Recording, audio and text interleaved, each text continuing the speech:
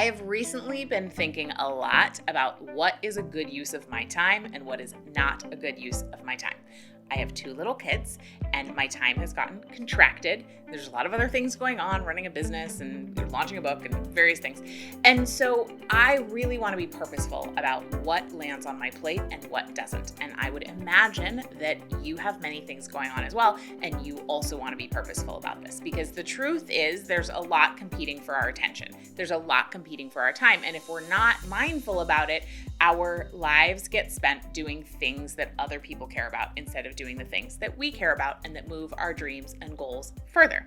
So what I recommend and what I've been practicing that I want to share with you is determining what is the highest and best use of your time and moving more of your schedule towards what's the highest and best use of your time and getting rid of the things that are not. So I grew up in Maine, and in Maine, there's this ethos of like, well, if I can do it, I should do it. And there's this innate pride in being able to have fixed the window and also made the dinner and also painted the house and also built the website and also cleaned the toilets and also changed the diapers. Like there's this feeling of this hardiness of like, I can do everything and I should never ask anybody for help if I am capable of doing this thing. But here's the problem with that.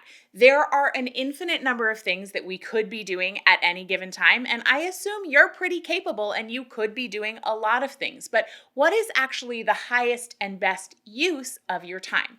So here's an example.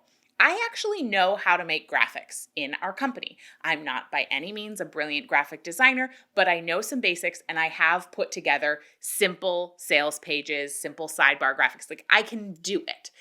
However, it takes me like way longer than it takes a graphic designer, and the results are fine.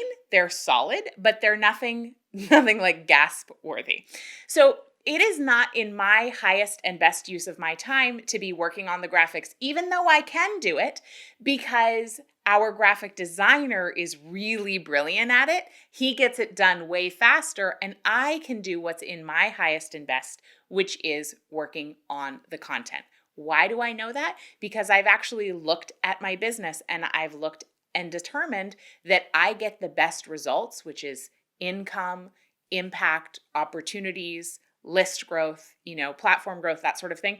I get those results from creating content, not from creating graphics. So you first need to know what are your goals, what are your desires, what do you want to be creating, what do you want to be focusing on?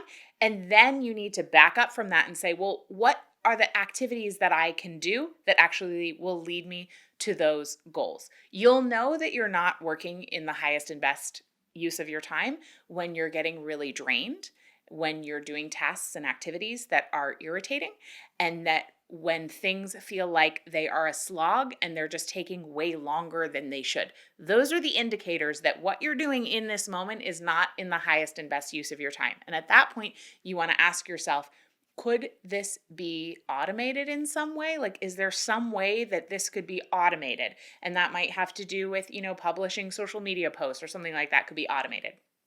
Could this be delegated? Is this something that somebody else, this might be in the highest and best use of somebody else's time and therefore actually helping them step into their greatness by taking it off your plate and giving it to them? And then third, could this be eliminated? Like maybe it just doesn't need to be done at all. For example, we were doing all of this cross-posting and doing some things with getting our content out there that I was feeling it was draining, and I just realized like, oh, actually this doesn't need to be done.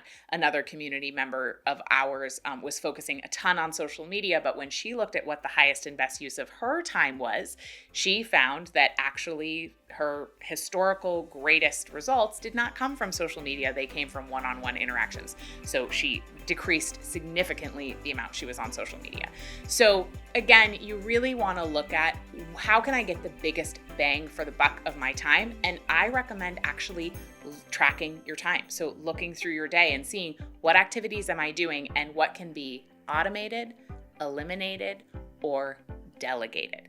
And then you will get bigger results faster, but far more importantly, you will feel more calm, more peaceful, and more energized. So I would like to know for you, what do you think is in the best use and highest use of your time. So leave a comment and let me know. And then if you like this video, go ahead and subscribe, like it, share it with a friend. And if you would like more content like this delivered right to your inbox and also insights and information that I only share with my subscribers, head over to katenorthrup.com and get on my list. And I'll see you for the next video.